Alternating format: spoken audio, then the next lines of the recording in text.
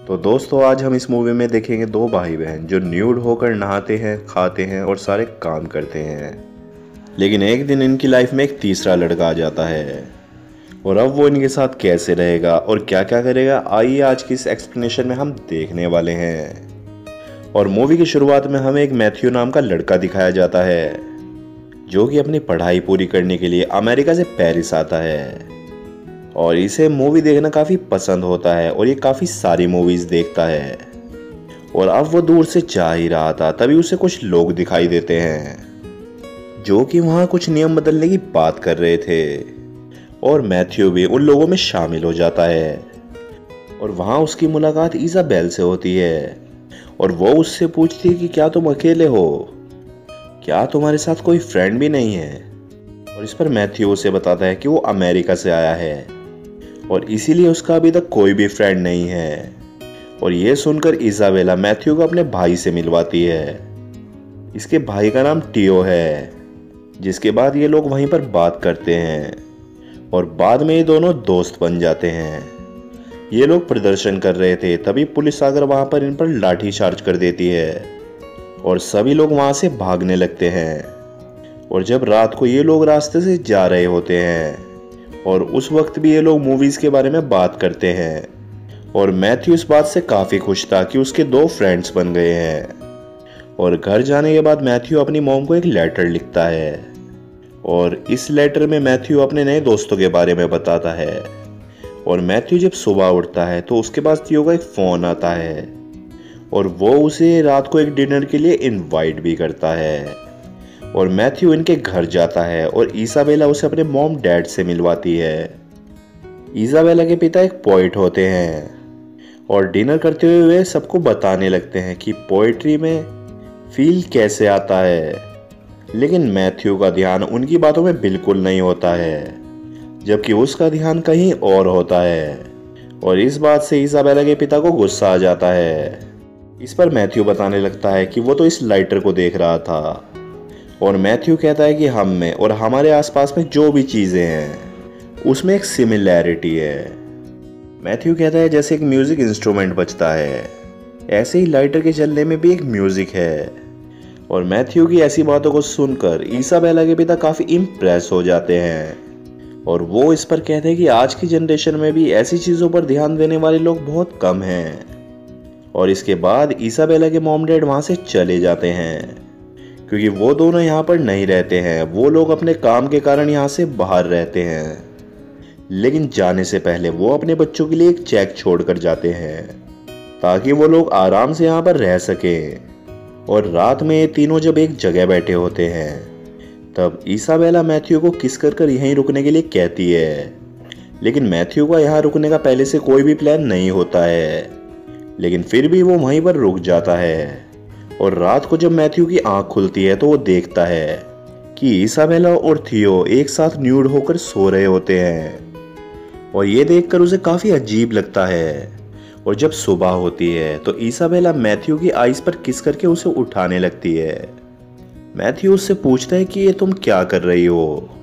इस पर इज़ाबेला कहती है कि वो थियो को भी इसी तरह उठाती है। अब मैथ्यू को घर की सारी हरकतें बहुत अजीब लग रही थी और इसके बाद इज़ाबेला बाथरूम में जाती है जहां पर थियो न्यूड ही था। इज़ाबेला और थियो का बर्थ एक साथ ही हुआ था और इसीलिए वो दोनों एक दूसरे को अलग नहीं समझते थे और वो एक दूसरे से शर्म भी नहीं करते थे।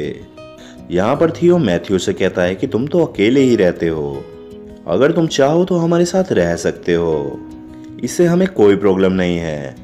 और ये सुनकर मैथ्यू उनके पास ही रहने लगता है। और एक दिन ये लोग एक गेम खेलते हैं और कहते हैं कि एक आदमी एक मूवी का डायलॉग बोलेगा और दूसरा उस मूवी का नाम बताएगा। अगर वो नहीं बता पाएगा तो उसे डेयर दिया जाएगा। यहाँ पर थियो एक मूवी का सीन करके दिखाता है, लेकिन मैथ्यू और इज़ाबेला को कुछ समझ में नहीं आता है, जिस पर थियो उन्हें एक चैलेंज देता है कि उन्हें थियो के सामने ही इंटीमेट होकर दिखाना पड़ेगा। तभी गेम के हिसाब से इज़ाबेला अपने सारे कपड़े उतार देती है और ये सब देखकर मैथ्यू काफ़ी शॉक्ड हो जाता है। और इसके बाद मैथ्यू वहाँ से बाथरूम में चला जाता है। जब वो बाथरूम से बाहर आता है तो थियो उसे पकड़ लेता है और उसके बाद ये लोग मैथ्यू के कपड़े उतार कर देखते हैं तो इजाबेला को उसके प्राइवेट पार्ट में से उसकी एक न्यूड तस्वीर दिखाई देती है जो कि उसने छुपा रखी थी। जिसके बाद मैथ्यू इजाबेला के साथ इंटीमेट होता है और ये इजाबेला का फर्स्ट टाइम होता है, इसलिए उसे काफी पेन होता है, लेकिन फिर भी उसे मैथ्यू का साथ अच्छा लगता है।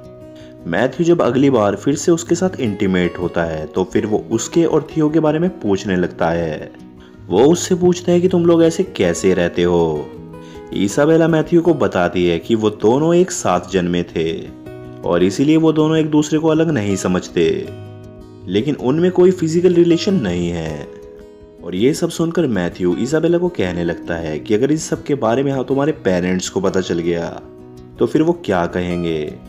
और ये सब सुनकर इसाबेला कहती है कि अगर ऐसा कुछ हुआ तो वो अपनी जान दे देगी। कुछ दिन बाद जब इसाबेला और थियो के पास पैसे थे वो खत्म होने वाले होते हैं, क्योंकि वो दोनों काफी अय्याशी करते थे।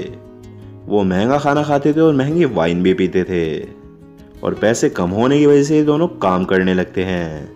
और एक दिन मैथ्यू और थियो नहा रहे होते हैं और तभी वहां पर इजाबेल आ जाती है और उन्हीं के साथ नहाने लगती है। और इसी बीच इजाबेला मैथ्यू से पूछने लगती है कि क्या तुम हमसे प्यार करते हो, और अगर करते हो तो ये तुम्हें साबित करके दिखाना होगा। यह बोलकर ये दोनों इसके प्राइवेट हेयर काटने लगते हैं और मैथ्यू को ये बिल्कुल भी अच्छा नहीं लगता और वो कहता है कि तुम लोग बच्चों जैसी हरकतें क्यों करते हो। और मैथ्यू इजाबेला से कहता है कि आज तक तुम्हारा कोई भी बॉयफ्रेंड नहीं है, बस तुम तो सिर्फ अपने भाई के ही कहने पर सब कुछ करती हो। मैथ्यू के ऐसा बोलने पर इजाबेला उसकी गर्लफ्रेंड बन जाती है और उसके साथ डेट पर जाती है। और वहीं दूसरी तरफ थियो भी एक लड़की को डेट करने लगता है और उसे घर लाकर उसके साथ इंटीमेट भी होता है। लेकिन जब मैथ्यू और इजाबेला घर वापस लौटते हैं तो वो देखते हैं कि थियो किसी लड़की के साथ है। उन दोनों की आ रही आवाजों से इजाबेला परेशान हो जाती है और इस पर इजाबेला को काफी बुरा लगता है और वो रोने भी लगती है। इसके बाद थियो मैथ्यू के साथ वाइन पीता है और वो आपस में बात कर रहे होते हैं।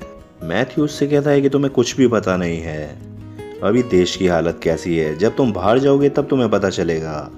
और इसी बीच इजाबेला वहां पर आकर उनका हाथ पकड़कर उन्हें हॉल में खींचकर ले जाती है। इजाबेला मैथ्यू को बताती है कि जब वो दोनों छोटे थे तो वो बेड पर न्यूड ही सोया करते थे और उसके बाद ये तीनों न्यूड होकर टेंट में सो जाते हैं। और अगली सुबह इजाबेला के मॉम डैड वहां पर आते हैं और वो उन तीनों को न्यूड सोता देखकर हैरान हो जाते हैं, लेकिन वो लोग उन्हें उठाए बगैर ही वहां पर एक चेक रखकर वहां से चले जाते हैं।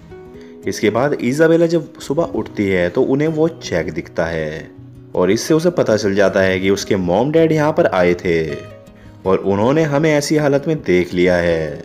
और फिर इजाबेला गिल्ट फील करने लगती है और अब वो अपने मॉम डैड के सामने नहीं जा सकती थी और फिर वो सुसाइड करने के लिए घर में गैस बनाने लगती है। अब क्योंकि बाहर एक रेगुलेशन चल रहा होता है तो एक पत्थर उसकी खिड़की से घर के अंदर आ जाता है। इस पर मैथ्यू और थियो नींद से जाग जाते हैं। वो भी बाहर चल रहे रेगुलेशन में शामिल हो जाते हैं, लेकिन थियो सबसे आगे चला जाता है और उनका रास्ता रोकने वाले पुलिस ऑफिसर पर पत्थर मारने लगता है।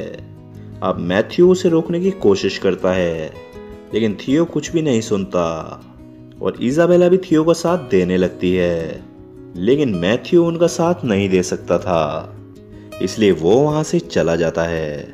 और इसके बाद वहां तैनात पुलिस फोर्स सभी पर लाठियां बरसाने लगती हैं और ये देखकर सभी लोग वहां से भागने लगते हैं। और इसी तरह ये मूवी यहीं पर खत्म हो जाती है। तो दोस्तों, कैसे इस मूवी में दिखाया जाता है कि दो भाई बहन एक साथ एक गलत तरीके से रहते हैं और मैथ्यू उन्हें समझाने की भी कोशिश करता है कि ये सब कुछ गलत है और अंत में मैथ्यू उन्हें छोड़कर चला जाता है।